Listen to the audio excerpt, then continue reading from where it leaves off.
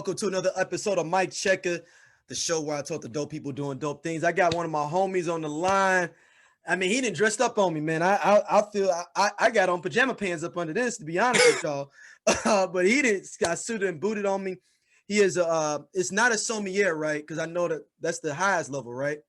No, it's actually a sommelier. There's a master sommelier. Master sommelier. Okay, he is a sommelier then. He's just not a master sommelier. Not a master. Yeah, that's the one that that's the hard. That one's the one that is like what 100 people in the world or something. Yes. I think approximately, don't quote me on the exact number. I think it's around like 220, but I think at 240 now. But I do know for a fact there's only 2 black men. Right, I was just say that, and there's no black women, right? No black women. No black women. Yeah, so we dive in there. I mean, graduate. I mean, St. Louis cat, went to Southern University. Now he's running his champagne wine business. Understanding that whole concept, we're gonna get into that. How some of these wines and champagnes we think are popping, they not really popping, and when we buy them, people know that we rookies. And the other people that know what they talking about see us like, yo, let me go and get that, that rosé. And it's like, oh, okay, that's what you want. All right. and it's kind of exposing that we're only knowing champagnes and wines from rap. So my man Cornelius and Anthony, man, thank you for coming on, my brother. Oh man, it's a pleasure. It's been a long time coming, man. Man, you was actually supposed to be my first guests. People really? Wow. I mean, hey, I know I've messaged you like, man, I gotta get on the podcast. I know you got a million of them go. I was like, I don't care. We can talk politics, social issues. No, I'm telling you, still got to do it. Anything, man. I'm not just limited to champagne. Champagne is my thing. We can dive into a lot of different issues, and I'm just thankful to finally make it on one of the many platforms that you have, man. Thank you, man. One of many more. You're yeah, man. Big brother from another. Thank you, man. I appreciate that, man. Let's dive into your history, man. You grew up in St. Louis. What area did you grow up in St. Louis? I mean, I know, but the people, Yeah. Well, I mean, I grew up in Florissant via from North City. I guess we would call it the Dub. And that's where it is for my family. Where I actually went to school. For people that don't know what the Dub means, what the Dub is the College Hill area, the area I'm in, where the White Tower is at. Water Tower. All over in that area. That's where a lot of my mom's side was from, where I spent a lot of time at. My mom was from the Dub. My dad was from the JVL. But I went to school out in Hazelwood. I went to Hazelwood East. I went to Kirby, and I went to Jamestown. So I got the best of both city life and county life. So I consider myself a chameleon to the St. Louis scene. And then you had like a brief period. I mean, in the middle of high school, you ended up moving to Michigan, right? Yeah. So I was a preacher's kid, and second semester of my junior year, we wanted to move into Ann Arbor, and so I graduated from high school in Ann Arbor.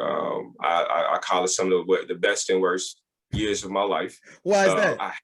I hated it, man. I honestly hated Michigan. I went to school with friends that I've been knowing since elementary school. Yeah. And to get uprooted, I was playing baseball. Those who know me, I was really big in baseball in the St. Louis area, and I was getting recruited by a lot of schools, and then they just up and changed. Recruiting then was not like recruiting now. You couldn't put out no recruiting video and put it on YouTube and be like, hey, you got lost, you lost. They don't know where you at. Once you gone, man, they like, hey, you ain't here no more. Well, forget it. Move on to the next prospect. Yeah. But no, we wanted to moving to Michigan. I will say the best thing that possibly came out of me moving to Michigan was I began to gain a really good relationship with my dad. That's probably the best thing that came out of it. Wow. I will say as a high school, because it was just me and him at first, and I was getting in all kind of trouble in St. Louis, and I actually was gonna allow me to stay, but I got in trouble, and he was like, "No, you got to go. Yeah, you got to come. Yeah, you're doing too much." But being a knucklehead, you know what I'm saying, and being able to move up there, actually spend some one-on-one time with him, I began to understand why he was the way he was. I didn't understand it in St. Louis because I was doing so much different stuff.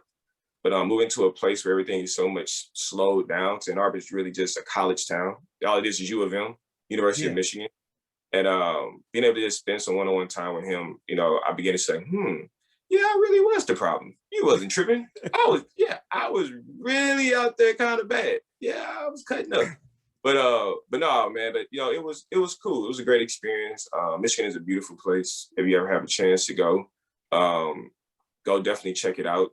Detroit is a very dear place to me. I'm loving to see the rise of it come back up. Hopefully it will get back to a better place because it's struggling. It has been struggling for a while, but you know, it's a very progressive city for Blacks. Once you hit Wayne County, all you seeing is us. Yeah. It's us. And so, you know, it's a place I will say for anybody, go check it out. Definitely go check out Motown, the Indian Foreign Market. You know, it's just a beautiful, beautiful city. Beautiful So did you continue playing baseball in Ann Arbor? I did. I mean, I played baseball. I played baseball in high school up there. I actually got recruited. That's why I went to Southern University.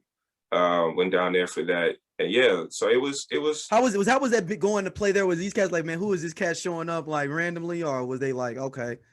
I mean, granted, you know, whether it was in St. Louis or Michigan, you know, I was used to being the only Black. Like I was only Black on the baseball team in Michigan, and it did kind of throw people off. You know, in baseball, it does have its stigmas of how Black men. If you Black man, you got to run fast. You got to be able to, we know you run fast. We know you can play in the outfield. You know, we're gonna put you in the outfield, man. You're gonna run fast. You're gonna steal bases. I'm like, man, I don't want to do none of that, bro. I just want to pitch. And you sound like my co-host Matt, man. You know, Matt was a pitcher too at Mizzou. Yeah. Like, hey, man, listen, man. I ain't trying to hit. I ain't trying to be out there in the field. I just want to pitch. And so once they saw, I pitched my whole life. Once they saw, they were like, black kid. I mean, they hadn't heard of Doc Gooden. You know what I'm saying? I mean, I'm just saying, even at that time. I mean, it's just the baseball stick. But I dealt with that my whole life, even in St. Louis. You know, my dad used to have plenty of talks with coaches. Man, you know, he's so fast, man. We really want to get out there in the outfield. Like, that kid just want to pitch, man. I'm telling you, you put him on the mound, he's gonna be straight. You put him in the outfield, he's gonna be like la la la. And he gonna let that ball go over his head. Yeah, let the ball go over the head. You know what I'm saying? So, you know, that's what it was. I mean, I played baseball until my sophomore year in college, and I literally just walked off the field one day. I was like, you know what, I'm done. So how did you end up at Southern for baseball? Well, I mean, Southern is like my family school. It's just like third generation Southernite. And so, you know, my dad had played baseball down there or whatnot for a couple of years. And when it was just second nature. You know, it's kind of one of them places, if I knew I couldn't get anywhere else in the country, I knew for sure I could get into Southern. Well, I got accepted to a lot of schools, but, you know, I've been going to Southern since I was a little kid, like going to Bayou Classic, going to homecomings, going to the step shows and stuff. That's always been an intricate part of my life. So it was kind of like, you know, I knew that place, I knew the campus. A lot of people that were working there went to school with my dad or was still there when my dad was there. So, you know, it was kind of like, it was already like home. So it wasn't like, you know, me, you know, I was finally like, I'm really about to be a part of this family. But no, like literally we were scrimmaging. I had got done pitching. I walked over to my coach and said, literally, like, looked him in the face and said, listen, I'm done. Why were you done? I just was burnt out, man. Like, you gotta understand, HBCU life, like when you against a college athlete in general, like that's all you eat, sleep, crap, sports. There is no really social aspect. You know what I'm saying? I wanted to do more. Like my life, 90% of my life centered around baseball. Pretty much. And I just wanted to do something different. You know, I got to the point where I had that come to Jesus meeting, like, am I really gonna go pro? Okay, if I'm not, right. Why am I really doing this? Do I want to coach? I will say this though. I wish if I could have changed anything, I probably would have stayed around and tried to coach, like get into become a grad student and coach or whatnot, go the coaching route. But I wasn't even thinking about that time. I really wanted to get involved with like stuff that was going on campus as far as like, you know, student government, which I wound up getting into. I really wanted to pledge. I wound up doing that. And, you know, in baseball, and at that time, my coach wasn't with none of that. Wow. Coach Carroll was not he wasn't with the, you know, it is baseball or bust. Seriously, that was your life. Straight up, that was really your life. Yeah, are you? And you don't want to go like double A or A ball where you playing in Rapid City, Michigan, Minnesota. Rapid City Coons. You riding the bus and you going through small town USA. But I mean, you do it for the love of the game. Yeah. You know what I'm saying? When you going in, when you in the minor maybe you league, can look up like and get on Tim Tebow's squad like how it was with Jordan. They said that them Birmingham Barons got laid out because they said because if you was Jordan had to ride, so everybody got the ride clean. They said he came in brand new buses. They were getting like all that stuff because he was like, I'm used to a certain style. We all riding like that if I'm riding like that. Exactly. But no, I mean, I never really looked back though. You know, once I walked off that field for the last time, I was content. I was at peace with it. And I get asked that even to this day, people are like, man, do you miss playing baseball? No, I don't. I don't miss it at all. I mean, because it consumed, it consumed you. That was your life. But being a college athlete is not like being a high school athlete. You know what I'm saying? Even in high school, you have some type of life. Yeah. That was it in college. Like class, study hall, practice, 6 a.m. practice, 3 o'clock practice, then study hall. And you're doing it every day. And I think people may not get that when they look at the dream, like, yo, I get to see such and such playing football, basketball, baseball, whatever. They don't know that they don't have no life, man. That's it, bro. That's it. I mean, that's why I be understanding when these brothers wild out, I get it. Yeah. But they have they finally get and when they make bad decisions too, because you got to think that you're not getting any of that, like going through issues and problems in college with interpersonal communications. You get out there, some girl to say whatever to you or some guy say whatever to you, you just like, okay, but because you ain't never had no interpersonal conversations. Exactly. I mean, like literally, bro, like your roommate is a teammate. You know what I'm saying? The whole floor of your dorm. Your whole dorm is teammates and athletes. So it's like I said, man. It's for the faithful few. I will say that. I just wish that we as Black people would and I'm slowly beginning to see the stigma now, because I used to teach or whatnot, and seeing what do you want to be when you grow? I want to be a basketball player. Okay, well let's look statistically. Don't want to kill your dream. I would never want to kill anybody's dream. But okay, if basketball doesn't work, what's your plan? But I don't have no plan. I'm gonna play basketball. But you 5'6". First of all, how tall are you? Yeah, how you 5? You 5'6" and 14. You talking about 1% of people. My boy Javon, he was 5'6" in 8th grade, and he ended up being 6'4". But that's that was like the most ridiculous turnaround. Yeah, height wise, ever.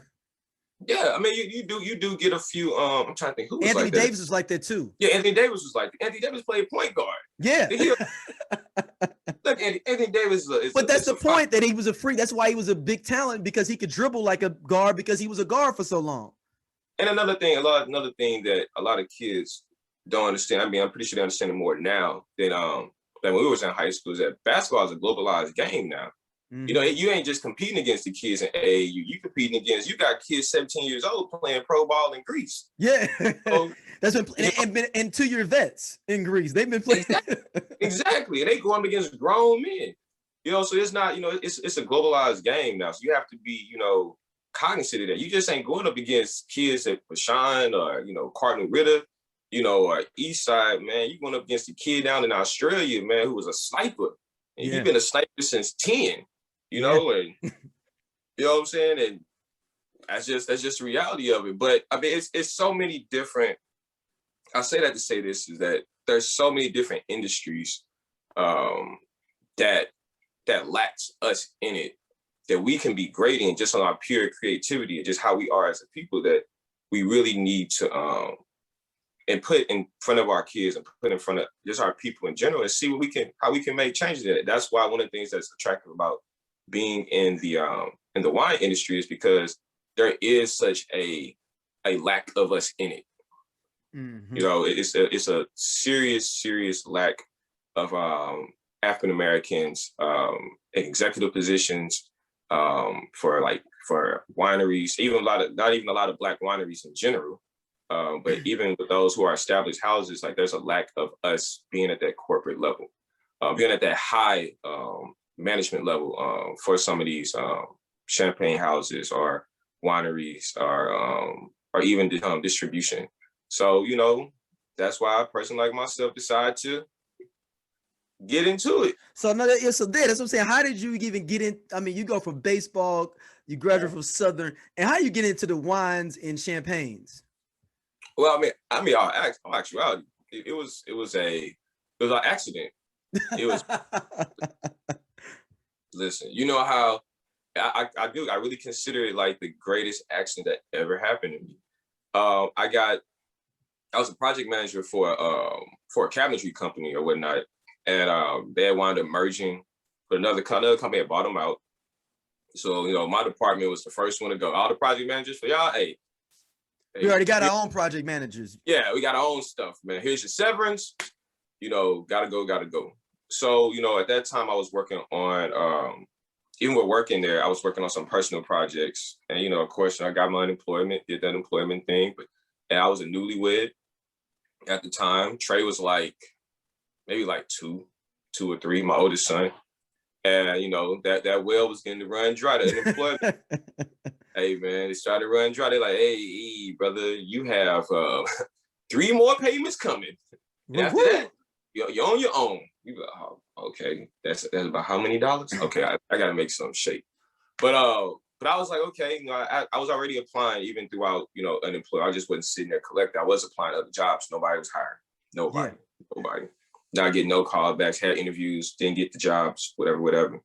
And so I was like, listen, you know, I got to do something to provide for my family. I may not be able to provide as much as I do now, but at least I feel comfortable as a man. No, I'm doing something. You know, so I was like, okay, I'm going to apply to a grocery store, Kroger's. I went to Kroger's and applied. I wound up getting a call back the next day. Not call back, got an email from them. And actually applied for an overnight position. Cause I was like, man, how can I save us some money? I said, if I work overnight, if I work from 12 to 8 a.m., okay. I can interview for jobs and stuff during the day. Jobs in the daytime. I can watch Trey in the daytime.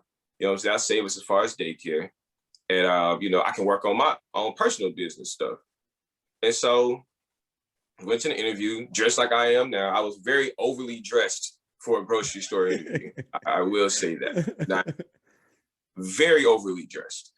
And so Miss Sylvia, she wound up interviewing me, and she was like, listen, we have a wine steward position. I know you applied for the overnight position, which I'd gladly give it to you, but I think you'd be really, really good as our wine steward. I was like, I don't even know what a wine steward is.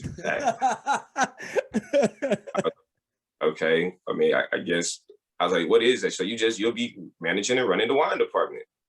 I was like, well, yeah, I can do that. Yeah, cool. I'm with that. So I was like, you know, do I have to wear the blue shirt? You ever been to Kroger? They wear them yep. big, wearing blue shirts or whatnot. She's like, no, you can dress just like you dress right now. I can wear a suit. She was like, yeah, you can wear a suit. That's cool. And so she was like, you know, like, oh snap! This is it's the business, and I get discounts for groceries. Oh man, yes. I'm with it all day. I'm okay, definitely. Similac, half the price now. I ain't got to pay Pampers, half the price. You know, things like that. But she was like, listen, I'm telling you though, you gotta go through this real rigorous wine training. And I'm thinking, like, man, okay. I'm thinking like, okay, I'm just gonna learn about my SKUs, you know, the wines in my department, and you know, be done with it. So like, okay, it's whatever. But not knowing that, and me and her are still good friends. I thank her all the time because, you know, she's the person who opened up the wine journey door for me. And that conversation is the one that changed my life. And that was 6 years ago. So they basically, you basically had to become a sommelier. Actually, no. When I started my training,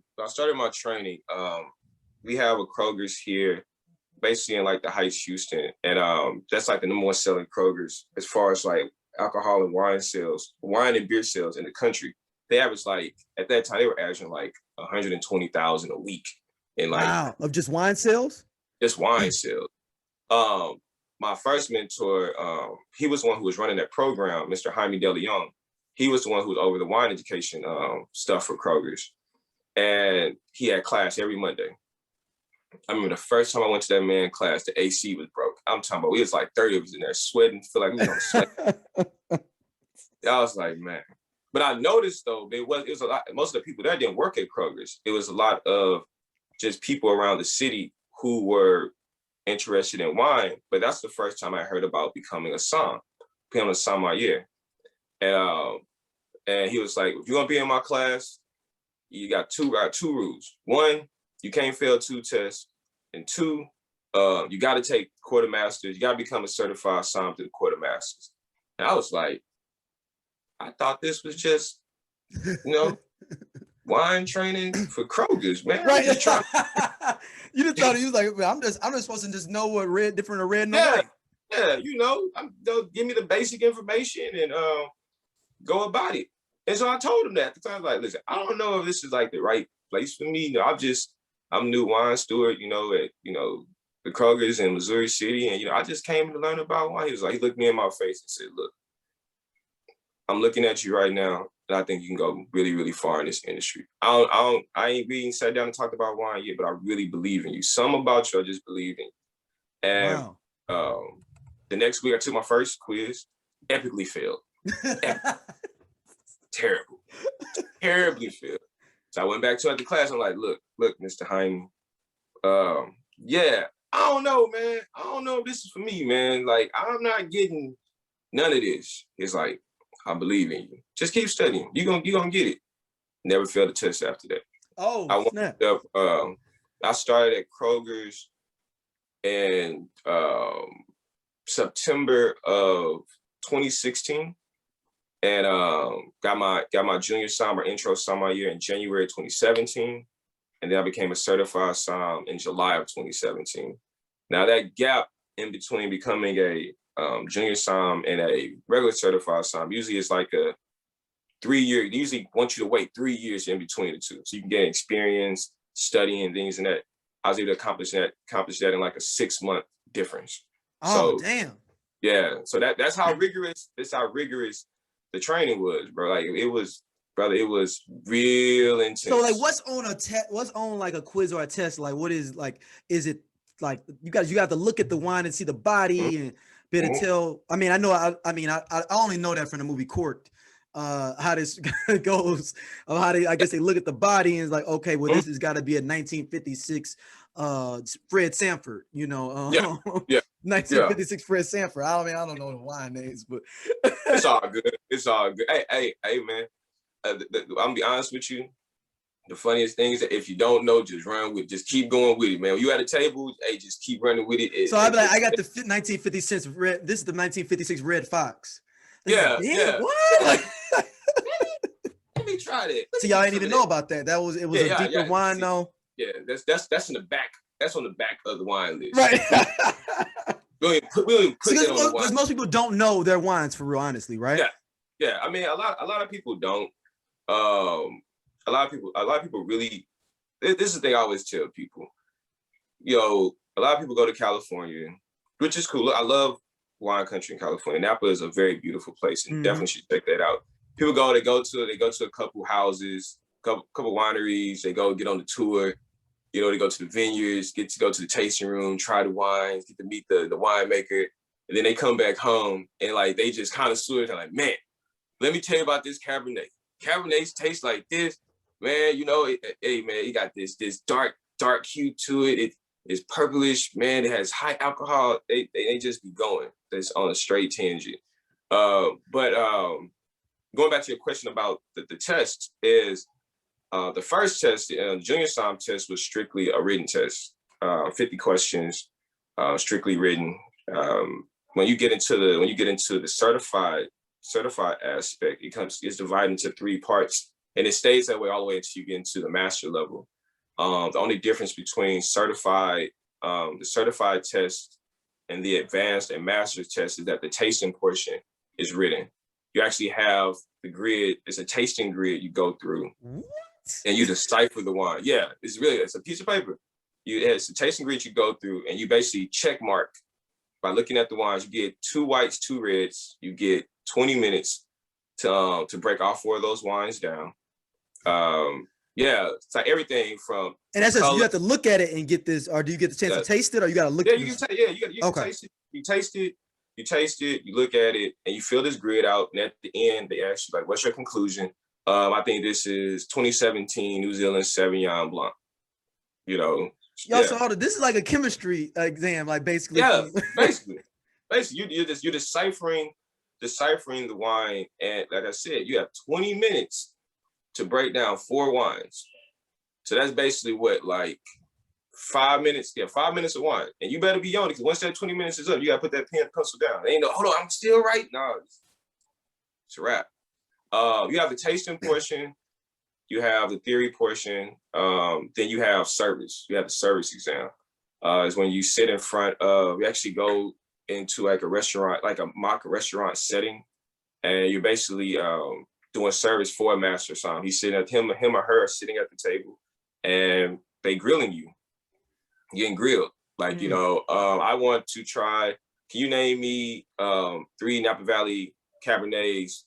You know, okay, I like this Cabernet. Can you give me another one? Then you got to open up a bottle of champagne, you know, and then pour the glasses, and then walk around with a tray and, you know, set them on the table, then pick them up off the table, put them back on the tray, not spill them. Trust me, people spill them all the time. You'll be highly, highly surprised. Cause it's all nerves, man. It's like, you know, it's like you as a rapper seeing your idol, seeing your favorite rapper, and he just rap freestyle right now. Right in front of the freestyle right now. Hey, how you doing? Freestyle right now. And, hold on, man. How'd you know I rap? This freestyle. Go ahead, do it now. I want to hear freestyle right now. Yeah. So, you know, it's all nerves. It was a very, very stressful. It's meant to be stressful. That's why it's the hardest exam in the world. Because it puts you in a stressful environment and see how you're going to perform. Because working on the floor, man, it's like that. On a good Friday night in a restaurant, if you ever, you know, we've all been customers, you didn't see how it is. It's nonstop action. Is it because are you really like that because you have to be so high level because there's certain people maybe want certain things like you may would you say like 80% of people are just gonna kind of go whatever you offer them? Not even that. Most of the time, yeah. They will. I mean, like I said, everybody's palate is different. So, like, you know, when a person, you may have like 10 Sauvignon Blancs, or, you know, 20 Cabernets. The one question you never want to ask a customer is like, how much money you trying to spend? You know, you never ask them that. You always want to stay in a general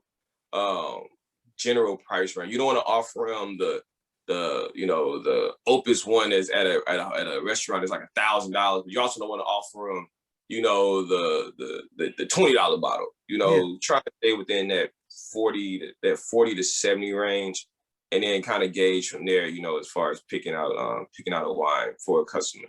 But as far as taste wise, man, I mean, the best thing to do is just see what they're eating. Right. What they eat. Kind of can give you a direction upon, you know, which way you want to go as far as wine. Because like for me personally, I drink wine, still wine or regular wine, more so with food than drinking by itself. I only drink really champagne by itself.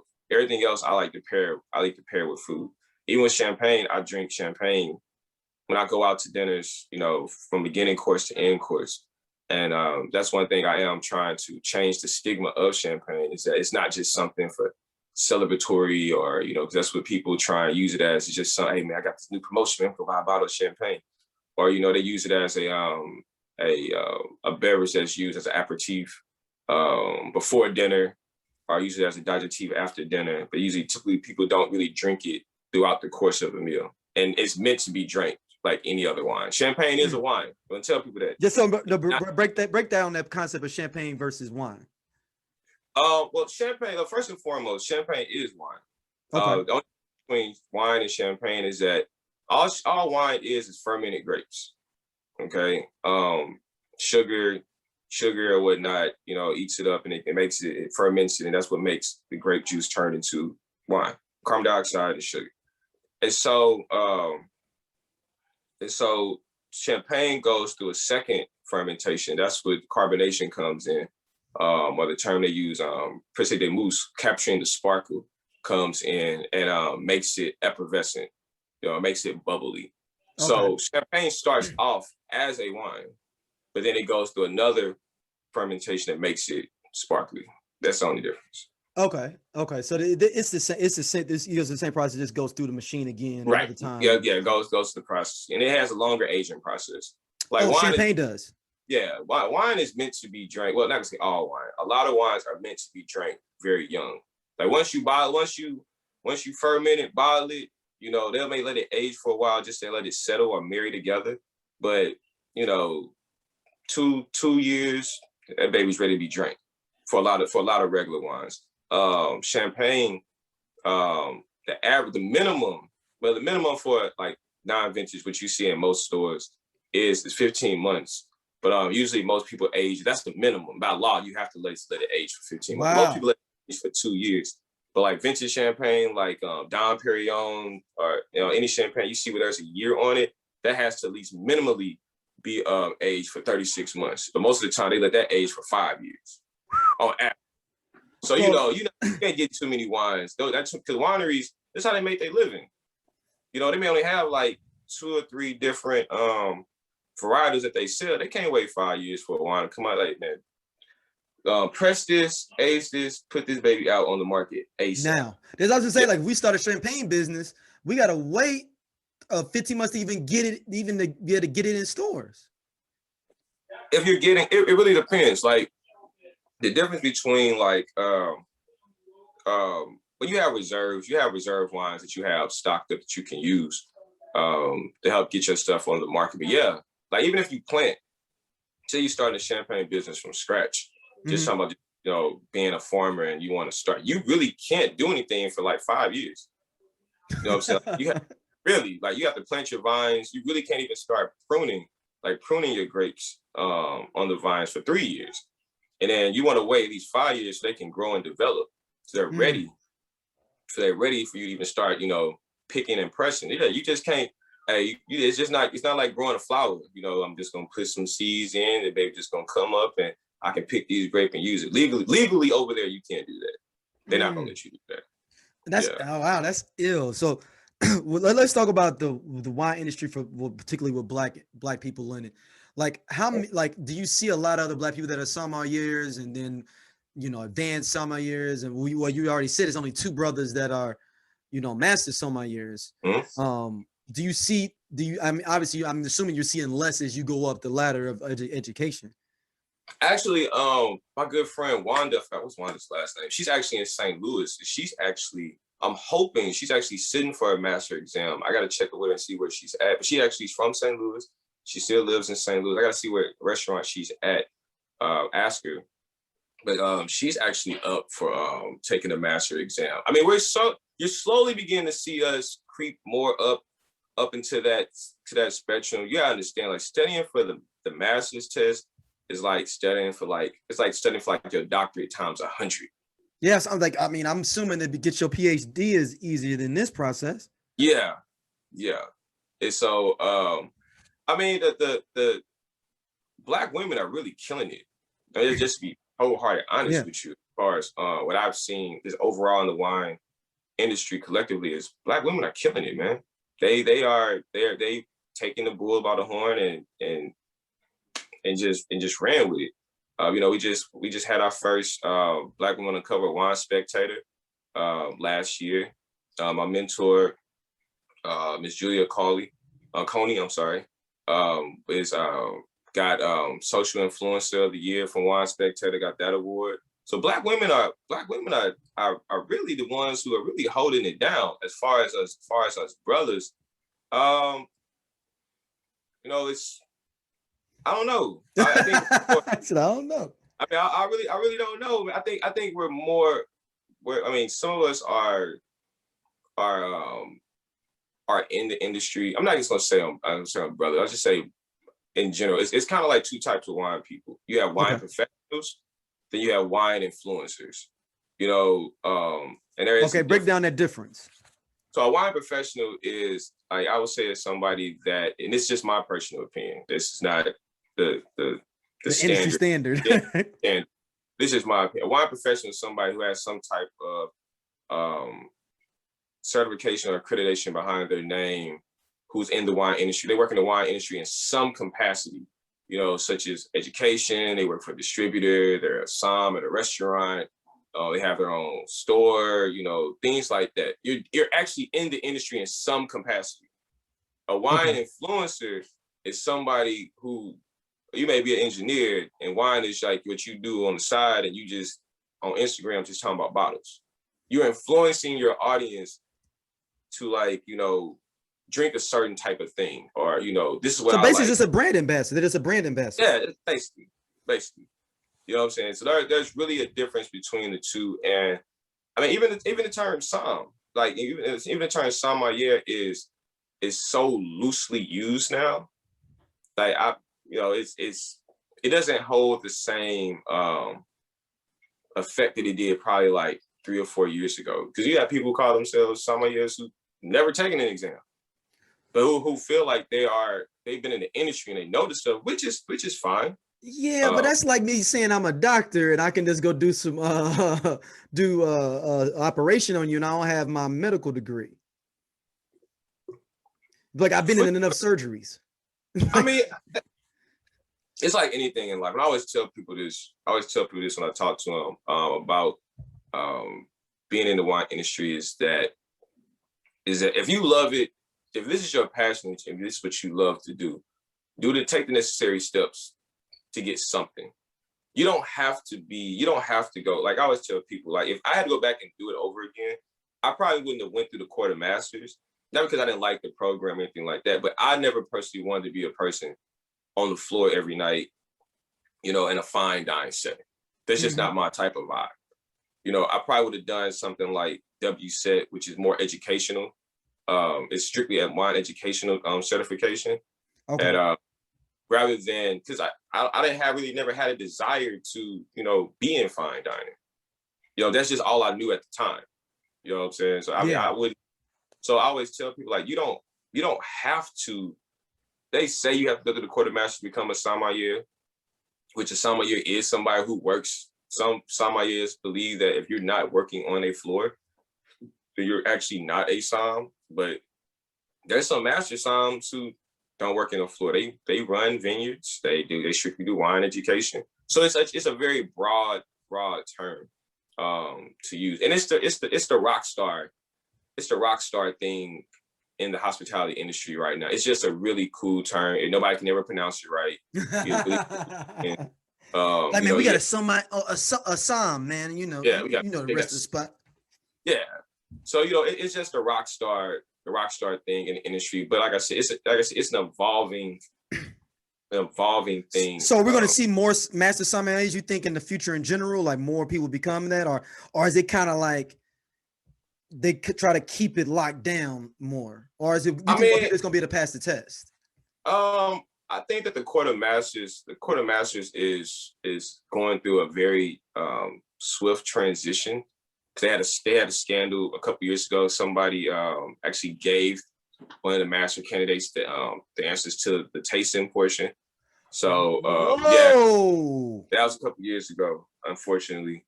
And actually, so another master gave somebody that was coming up all the answers. Yeah, the answers. Yeah, gave them the wines that was going to be. It was like the last part of the master exam. It's the tasting part. They actually just told him what the wines was. So was it a reason? What was the reason that they told him? Was they friends, or was it just like on some like? Here goes I don't want to say incorrectly. I don't know. I don't want to speak, you know, incorrectly about exactly what happened in that issue. From what I do remember was that I think it was one of his students or some in regards to that. Don't quote me on that. But so he was trying to make his school look good or whatever he's training. Like, well, I got another master sommelier that came from my school. Yeah, but the Court of Masters is going through a cultural transition because I personally never felt this way. I never even thought about it like this. But you know, some of us Blacks felt like the term calling somebody master, like Thomas Price, first brother to become a master som. You know, they do say like acknowledge. Some of them do say like acknowledge me as master Price. I never saw it as, it just reminded me of slavery and took me back to slave time. I was thinking, I was wondering that. Yeah, okay. Yeah, I mean, I could see how that could be a issue. I just say for myself personally, I never. Yeah, because if you're in martial arts and you got a sensei, you like, Master Tanji, or whoever you training with, or Master John, or. Exactly. So, but it became a big deal. And so the court, and also has some other things going on as well. But the court is going through some very basically some come to Jesus moments with itself. And do I think the test is going to get easier? No, I think the test is actually going to get harder. That's what. So you think it's going to be less people that are going to pass it? I don't even think. I think less people are going to even want to take the test because, like I said, the stigma behind the name doesn't hold the weight as it did before. Like I said, there's people out here who don't have any credentials who call themselves sommeliers. There's people who strictly take WSET or other certifications who call themselves sommeliers. I just don't think that. I think a lot of people be like, I'm not finna go through this craziness just to call myself a certain something. I can go do it another avenue. I think a lot of people are gonna really just lose the interest behind the stigma behind the Court of Masters, just all together. So so after I become a master sommelier, is there any code of ethics for me? There's always a code of ethics. I mean, yeah. What I'm trying to say is, can I get in the next Jay-Z video and be like, and have my jersey with Master Sommelier, you know what I'm saying? Just trick it out, give me a chain. Can I be iced out? I mean, really do a rock star status. You know what I'm saying? Like where I'm like, yeah. I mean, I think. Hey, let them know Cornelius is showing up at the spot. Like Man, I mean, you got flyers out there that special guest Master Sommelier. Be like Future in the one commercial. That's what I'm saying. And you showing up in some spot in Miami, like could you blow it out like that, or is it like a low key thing of like this the game got to know who's in the game? Like, could you market yourself to a high level? Is what I mean overall. Oh yeah, I mean it really is about marketing yourself. I mean Dylan Proctor is probably I would say Dylan is probably the poster child for Black men in wine. Okay. The way most brothers dress or carry themselves. If you don't know who Dylan Proctor is, go check out the documentary Somm. It's a movie. It's 3 of them, and he's actually 2 of them. Dylan's a really cool brother. But the way he dressed and carries himself, his swag and all that, he thinks Dylan's from Dallas. He's from Dallas, Texas, and the way he carries himself, the way his swag is, he's kind of like that. He's kind of like the unorthodox. He's like kind of like the unorthodox version of a Somm. Okay. Still get the same point across, but he's not. A lot of people in my industry are very robotic, and they lack personality. And we as Black people, we got plenty of personality. And he's kind of like, and he brings all that to the table, And so, I mean, in actuality, they really like that. I mean, it don't be the biggest issue you have to have with doing something that big is certain wines, even champagne houses, don't like their brand being associated with certain type stuff. See what I'm saying? Like what you do, how you market yourself is your business. But if you market yourself and be like, hey man, I'm doing nothing but biology in the video, and you got girls and thongs and all that, they may not want their champagne house associated with things like that. So you have to worry about that aspect. Now you personally do what you do, but you have to worry about, what brand are you representing? Why are you doing that? Or they even want their stuff associated with that style. Explain what wines and champagnes do we as people assume are good, but aren't is necessarily as good as we think they are. Like where we be like, I mean, it's not necessarily. I wouldn't necessarily say that they're bad. No, but we think it's higher class than what it really is. Oh, okay. Well, the first statement I would say in regards to champagne, anytime I teach or anytime I talk to people about champagne, the first thing I want people to understand is this: very, very carefully. Every champagne is a sparkling wine. but every sparkling wine is not a champagne. And what I mean by that is that you cannot call a sparkling wine champagne unless it comes from Champagne, France. Like I'm drinking right now, Bollinger. Mm-hmm. Bollinger is an IE, which is in Champagne. So this is 100% Champagne. Now you go to the store, and one of them brands that we and you always joke about is Bel Air. Bel Air is not Champagne. Bel Air is not even made with the same grapes that are legally used to make Champagne. There is no champagne house in Champagne that makes Bel Air. Now, Ace of Spades is 100% Champagne. That is Champagne. It's made in Champagne. The grapes are Pinot Noir and Chardonnay. I think they use a little bit of Meunier too. But you know, that is Champagne. It's costly Champagne, but it is Champagne. But I always tell people, like, you know, when they come and ask me, can I get some Bel Air Rosé Champagne? Like, It's sparkling. That's sparkling wine. That's not, but it's Champagne though. It got bubbles. It does have bubbles, but it's not from it. The rosé is not even made with the same grapes that they use to make rosé and Champagne. It's not even made in the same method or whatnot. But as I can say, it's made in the same method, but the grape style, the grapes they use is different. It's actually made in Southeast France and in Provence. So if I'm at a dinner party or I'm having a dinner party, I'm going somewhere, I want to impress people with something that they may not even know about. So if you're a lady and you with a gentleman or vice versa, or you came with a group of people, what is some wines or champagnes I could order that'd be there that people wouldn't know about? But oh snap, like they ain't even know you on it, but it's a nice class, but it's not, you know, but people will be nothing like, costs.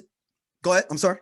I said nothing that's gonna break you cost. Right, but it's gonna be something different, and it's gonna, you know, give you that vibe. Okay, well, I would say most restaurants, unless you go to like, you know, a 5-star place, are gonna usually have the same typical brands. I would say, well, one brand I wouldn't say stay away from, but it's very cliche to get is Moet and Chandon. All right, that's very. I'm about old Mo. Moet, you know, so it's very, very cliche. So I would say stay away from that. You know, if you want to do something different, that's on almost everybody's wine list. You go to at least a 3-star, 2 to 3-star restaurant, they're gonna have Moet. I would try, like, you know, Tadige. Tadige is a really good brand. Bollinger is a really, really good brand. Even Veuve Clicquot, which means widow Clicquot. People who don't know, that's a really good. I like Yellow Label. Some people don't like Yellow Label. I love Yellow Label. Yellow Label is, I think Veuve Clicquot is probably one of my favorite. What houses. What is it? Explain the labels, people, like Yellow Label. What does that mean? All right, so Yellow Label is like that's just like it's kind of like their brand thing. Like, you know, some people don't call it Clicquot, they don't call it Veuve, they call it Yellow Label because it has a big yellow label on the cover of it. It says Veuve Clicquot or whatnot. And that's just like you say Yellow Label, anybody in the wine industry will know exactly what you're referring to or talking about. Actually, the Madame Clicquot, who actually got the name after, she the one who actually started. That's how she distinctively branded her wine to make it stand out from the other champagnes. She was like, let's do something different. Instead of using white, we're gonna use yellow. And it actually has her signature on every bottle. If you ever get a bottle of Yellow Label, you'll see that red looks like some like your kid's chicken scratching. Yeah. That's actually her signature.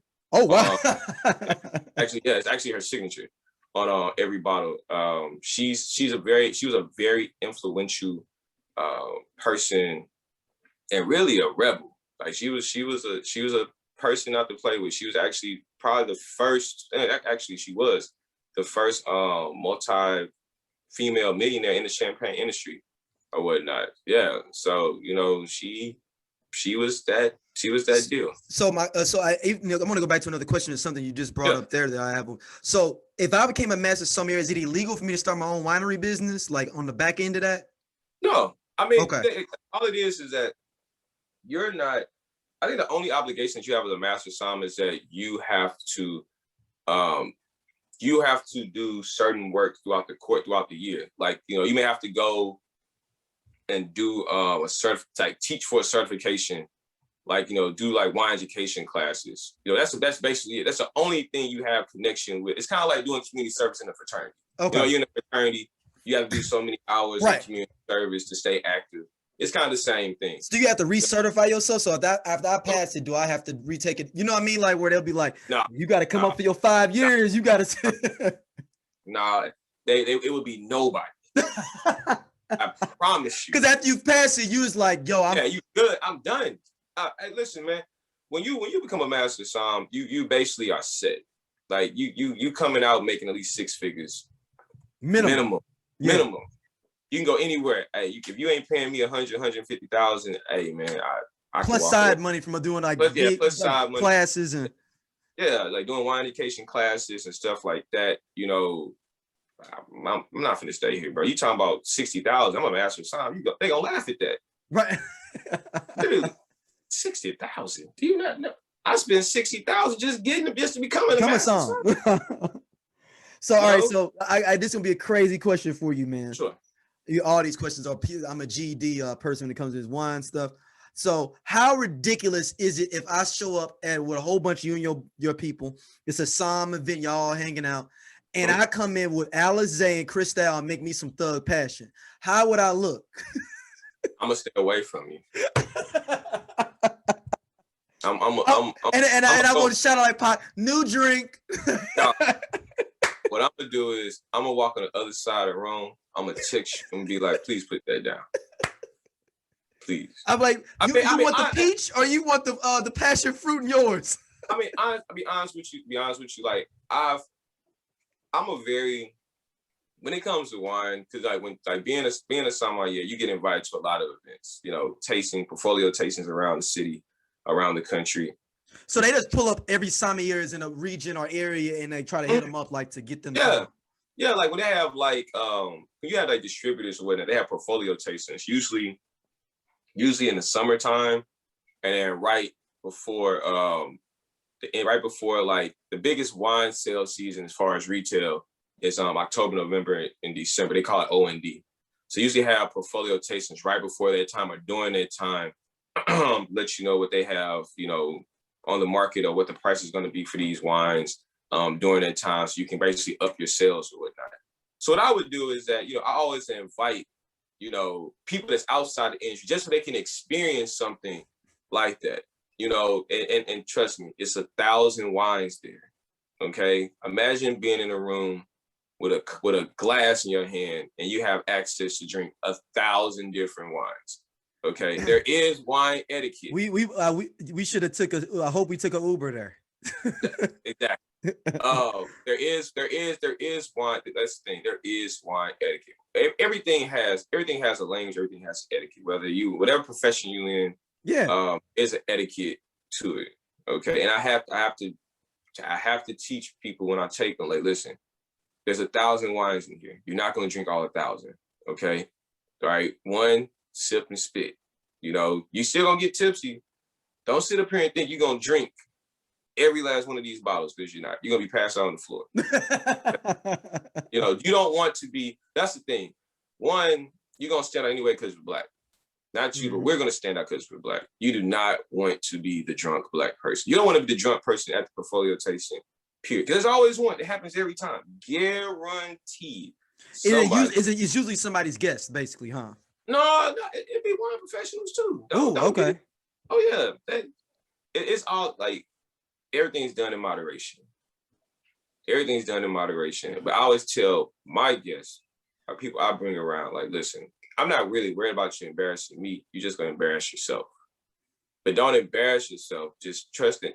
Just have etiquette. You know your limit. If you know you've had enough, you're done. Just walk away. Walk away and live the fight. And we talked about it before, and it's something I know people would want to ask about.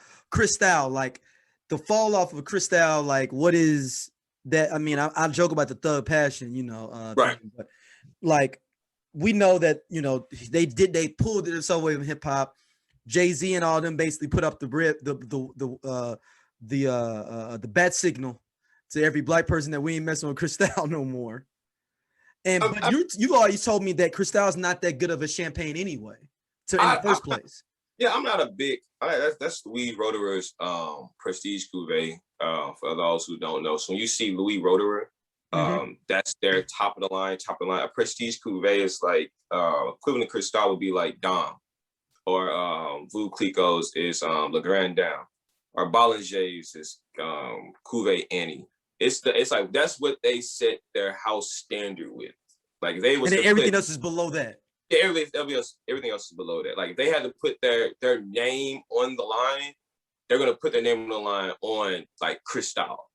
You know, like I mean, I think it's an okay wine. It's I like this. I'm not gonna say I don't like it. I love the story behind it. I love the uniqueness behind it. Cristal is actually I think it's the only prestige cuvee that's actually comes in a clear bottle. That's why it comes in a yellow wrapper around it. Yeah, explain that to people. Explain that to people why that story.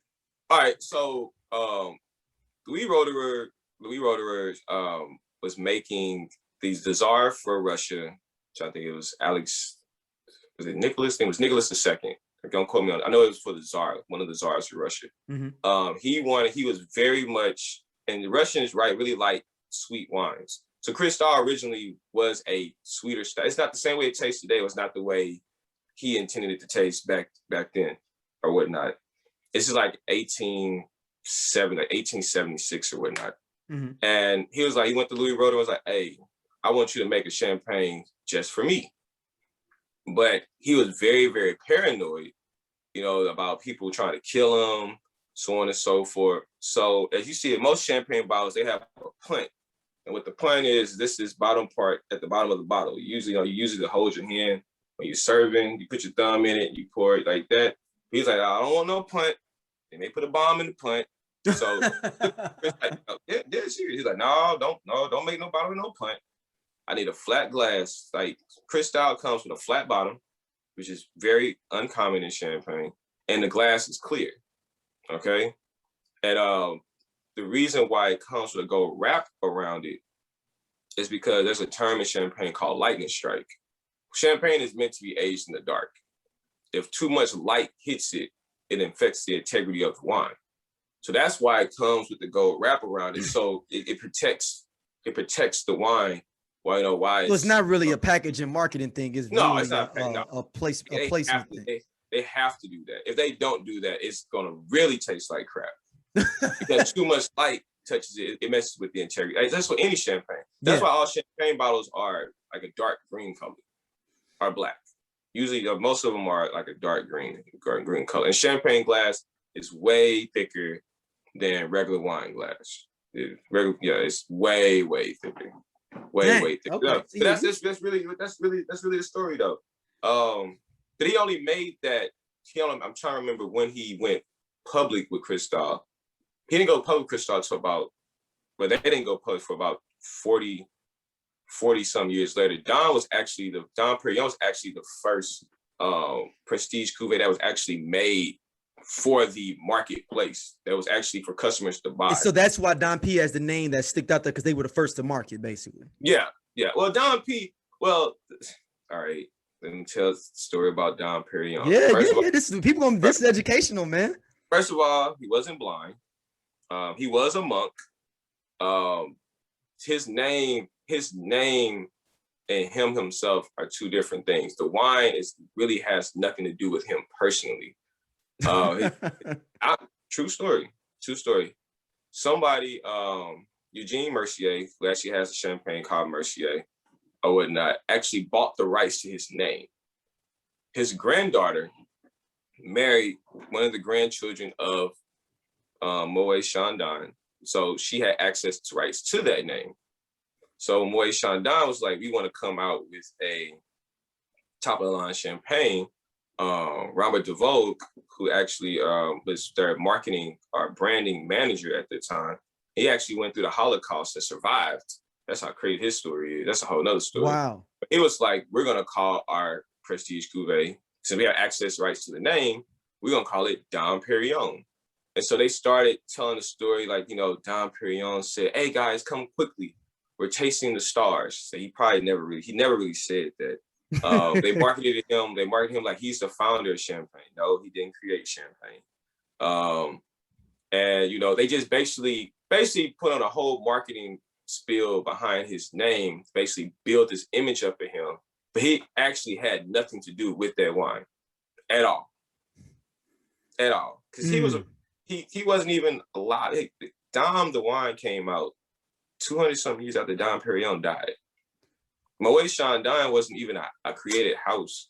It was a created house when Dom Perignon was around. He really was a monk, though. I will say that he was a monk at the Abbey of Overlay in Overlay, France.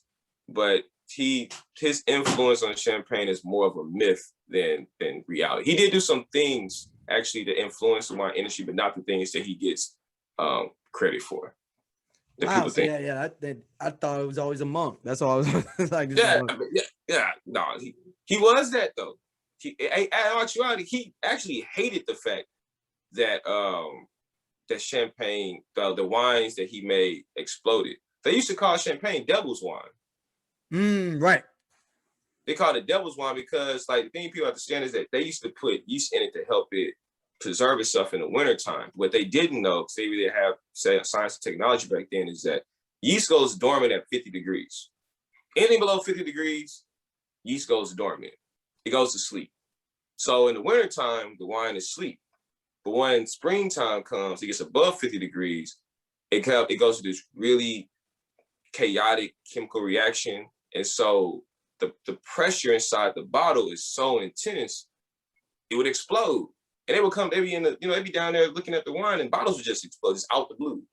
So like the devil must seriously. That's why they call it devil's wine. But he hated that. He hated the fact that his wines would explode. All Dom Perignon wanted to do was he wanted to learn how to make white juice from a black grape.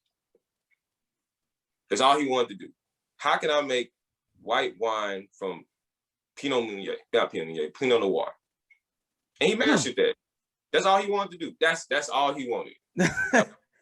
But it went to a whole nother level though. A whole nother level, man. They created a whole, he was blind. He's the founder of champagne. No, man. No, he didn't do none of that. That's all a lie. It's a lie, man. You got to come up with a story. You got to come up with a story, man. If you're going to lie, man, lie all the way. Run with it, man. I'm telling you. I'm just. Man. So, man, we done with our interview section. This is now we got our heads or tails. This or that. So you got two options. You got to choose one of them. Oh man, I always go with the heads. All right. So first we got Fresh Prince or Martin. Martin. You looked at me like, fool, what you talking about? Martin. All right. Next up, Jay-Z or Nas? Come on, man. It's strictly hip hop. It's whatever scale, whatever you want it to be about. It could be whatever your look is, which way you look at it. Man, dog, that's tough. I know because I'm in the champagne thing, so I'll go with Jay. Okay. I'll go with Jay. So next up is, what TV show character's death affected you the most, or the movie, whatever, where you're like, dang, they didn't kill such and such? Wow, that's deep.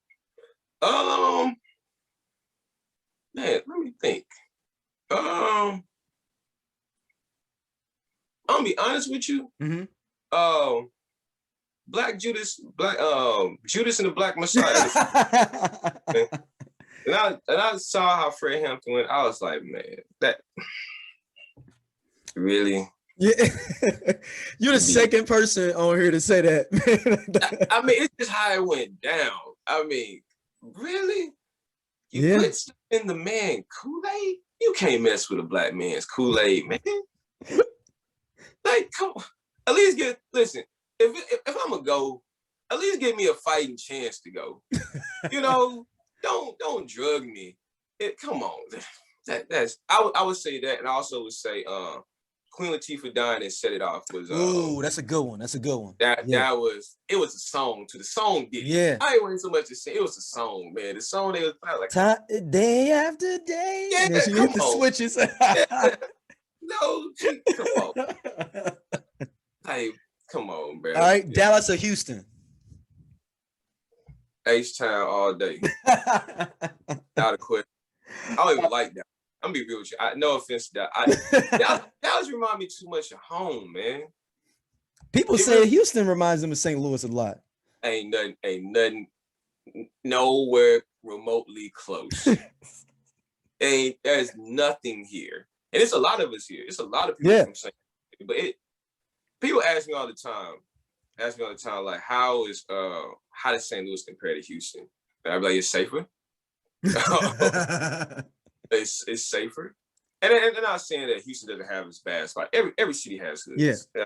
It's just different. The hoods are different. It's a different. Yeah, it's just a different type of hood environment. I mean, I love hanging out. To be a Som and to be as, suit wearing as I am, you may catch me in Third Ward. I don't really hang in Fifth Ward. That's just too far. But you may catch me in Third Ward. I mean, it's just, I'm the type of person. I'm like, you ever heard that Jamie Foxx story when him and Plies? Yes, when they did the song. Yeah, when he did the song and all the gamers came up. Yeah, Plies running. He's like, you can't be scared of your people, man. I gotta face this head on. I mean, and that's how I am. Like, you have to be. You'll never understand you unless you be around your folk. Yeah, no, good or that's bad, real. Good or bad, right or indifferent. You got to be able to be around your people. All right, this is this is the hood wine. This is that part. Night Train or Thunderbird.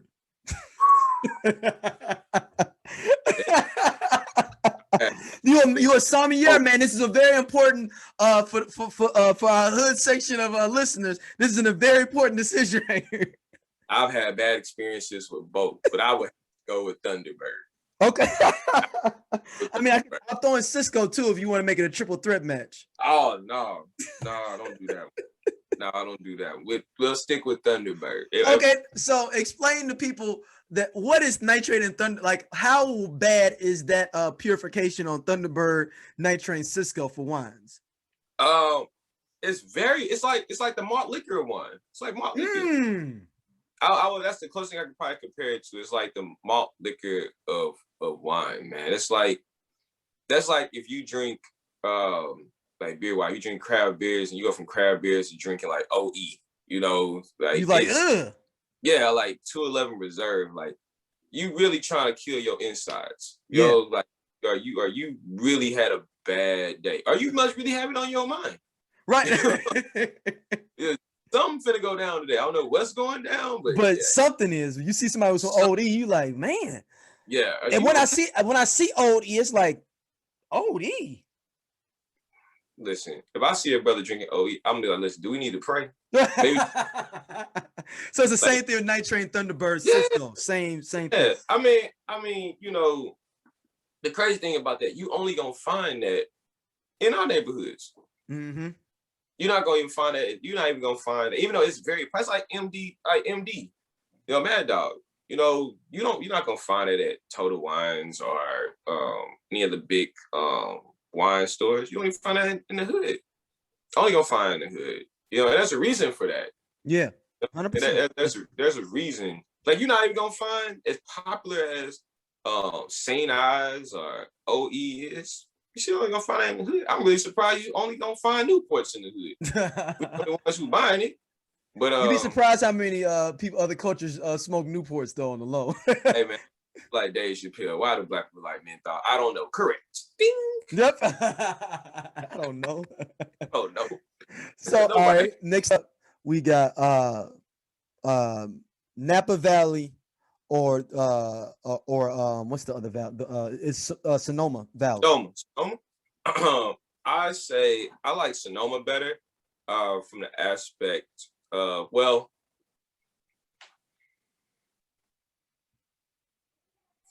I'm gonna take that back. I have to say now, because Kyrinos is where all the sparkling wine houses are in most of them, I'm gonna say all, but most of them are in California, and that's a part of Napa Valley. Okay.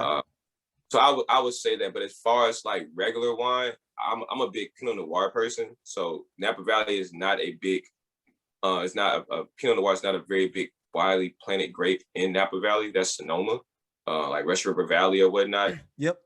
Specifically, I would go as far as still wine, but like again, me being a sparkling person, I have to go with Napa because that's where Caranos is, and that's where you'll find majority of all your big American sparkling wine houses at. So yeah. All right. So these next few questions are St. Louis based. This is that questions. Oh yeah. London and Sons or Mother's Fish? Mother's Fish. I wish I could have some Mother's Fish right now. You know, they opened up one in Clayton, right? What is Mother's Fish doing in Clayton? Yo, I heard it's popping though. I heard it's super good too. I bet them Caucasians out there is loving it. They got some food seasoning. I'm sure they love it. That's awesome. When I come home, man. Yeah, it's raw. Yeah, man. Because I found out about it because it popped up on my DoorDash, man. I was like, in Clayton. I was like, and I looked it up and I asked those people, I was like, no, it's good, man. They said it's official. Hey, one thing I have to give Mother's Fish credit for. They didn't open, closed. They just keep coming. You'll never get rid of them. London and Sons like that too. Yeah, London. Hey man, London Sun pops up and always be at the weirdest places. I thought y'all was here, then they moved. Yeah. All right, Saints of the Palace. The Palace. What? Oh, that's tough, Darryl. On what night? On what night? So everybody knows the Saints of the Palace are skating rinks, the legendary skating rinks in St. Louis. Yes. Friday nights. Friday's the Palace. Friday's not gonna be. But then Saturday and Sunday is Saints. Then. Yeah, I would have to say Saturday and Sunday. I would say like this: Saints was more family friendly. The Palace was like it can go down. Right. It can go down. Remember Hottest High School? Oh dang, that was at Palace, wasn't it? That was at the Palace. That's Friday night. Yeah. Friday night. Hottest High School. Man. North side, south side, or west side? North side all day. Okay. Triple threat match here, man. Another one. New Jack City, Juice, or Boys in the Hood?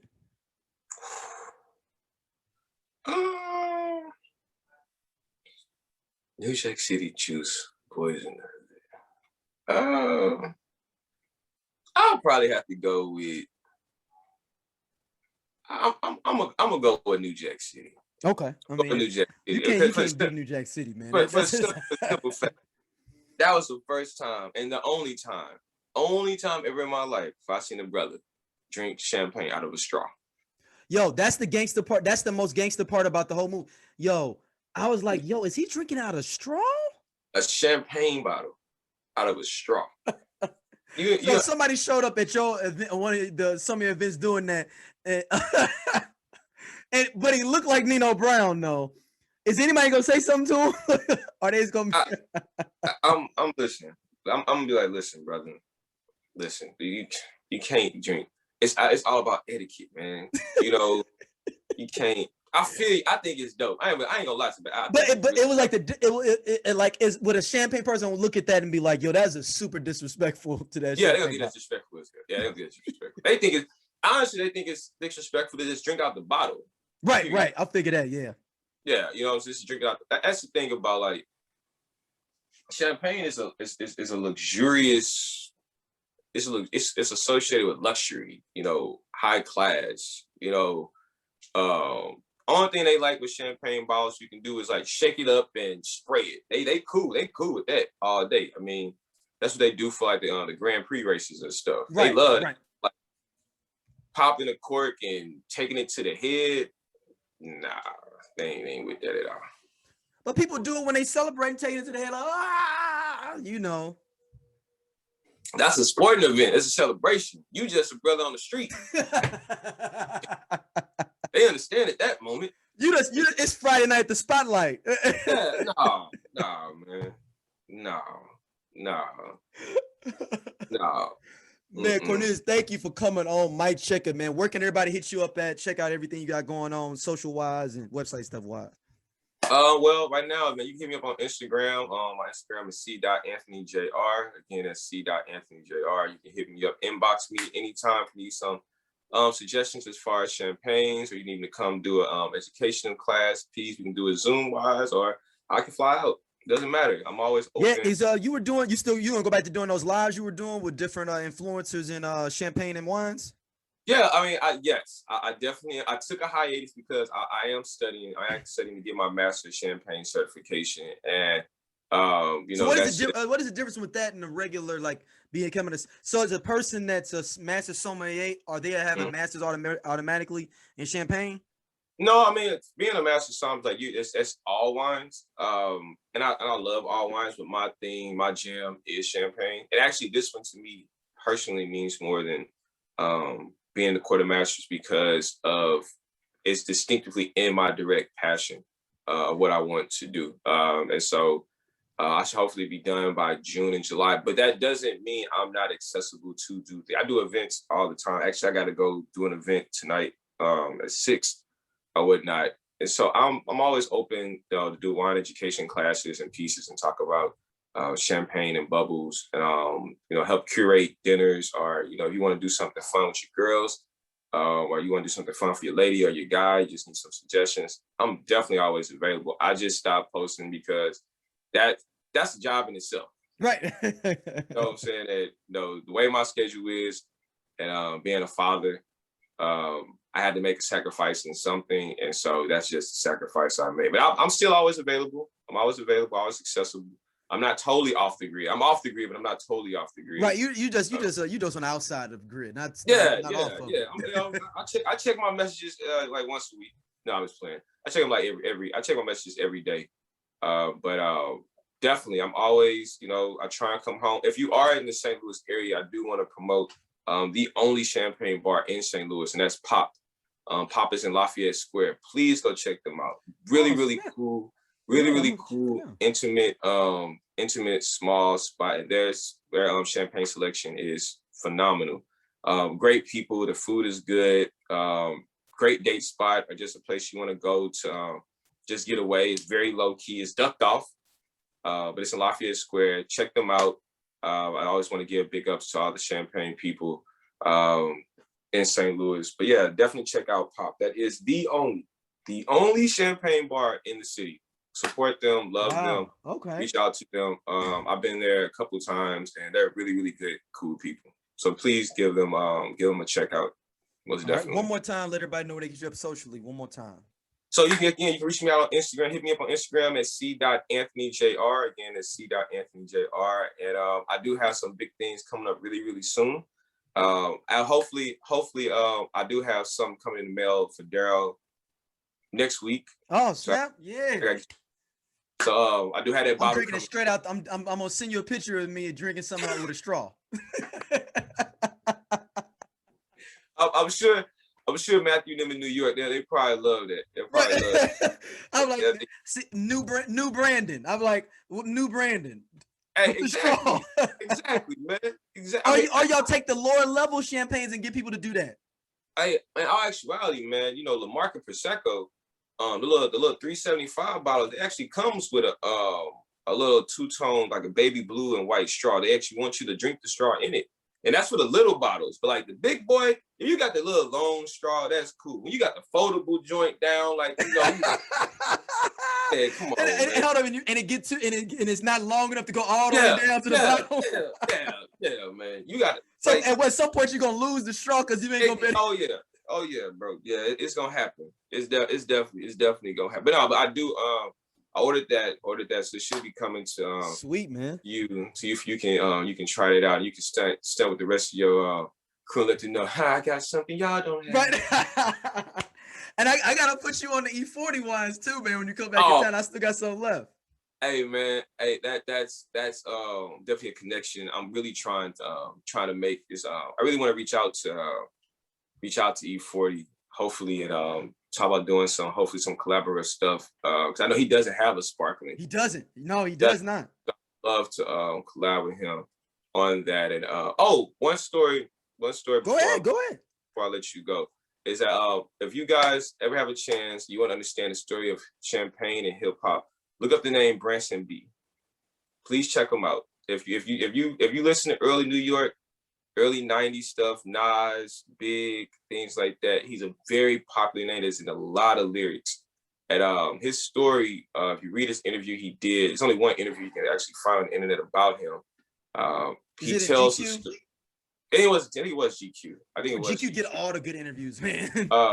But his story, actually, he's the one that put everybody on Cristal and Moet and things like that. Actually, he was the one that actually helped get this whole thing that we call bottle service going, not only in New York, but around the country. So definitely check him out. He has a phenomenal story. I'm still trying to find him. He's like trying to find a needle in a haystack. He's a hard brother to find, man. Like, he don't have no social media, no nothing. That's how you know they gangster then. Nothing. So definitely check him out, brother. His story is phenomenal, and it'll make a lot of sense about. To me, he's kind of like he's like the cool, the cool guy that kind of got lost in the sauce because of all the big time '90s New York gangsters that was running rampant around that time. But he was the one who actually brought champagne to the hip hop industry. And all the videos you see in the '90s with people popping Dom and Cristal, that was him. He was the one who got them on that. Popping Don and stuff is doggone Branson. Man, Branson. People also he's saying that it was also a weed spot too. for all my hip hop heads out there. Oh yeah. He was the weed. He was the Harlem weed man. Let's just call it the Harlem weed. When people say I'm going to Branson's, that was the same guy. Yeah, same guy. He was the Harlem weed man. He was high class and had a little underworld ties as well. Little underworld, but he actually owns now his he says he has his own champagne, right? He has his own champagne, his own line through Guy Charlemagne. I don't know if it's still active. At the time of the article, it was. Actually, my sister lives in the Bronx. I'm still waiting for her to try and see if she can find it. But I do know that he got out of the champagne thing, and now he does deal with weed. So he does have his own medical marijuana and medical marijuana. Yeah, I know he has that going. I do know that for sure. But trying to find him is like trying to find a needle in a haystack. So whenever I find that brother, that I don't care. I got to interview him on the spot. I gotta get that done. To me, he's a legend. Yeah, I don't know if he even sees himself as a legend like that in regards to champagne, but I see him as a legend. And that's to me, he's like, said, what's their unicorn interview? Yeah. To me, that would be my unicorn interview. Dang. You know what I'm saying? Well, man, Cornelius, thank you for coming on Mic Checka, man. I appreciate it, my brother. It's a pleasure, man. Stay safe, stay blessed, man. And, as always, drink some good champagne.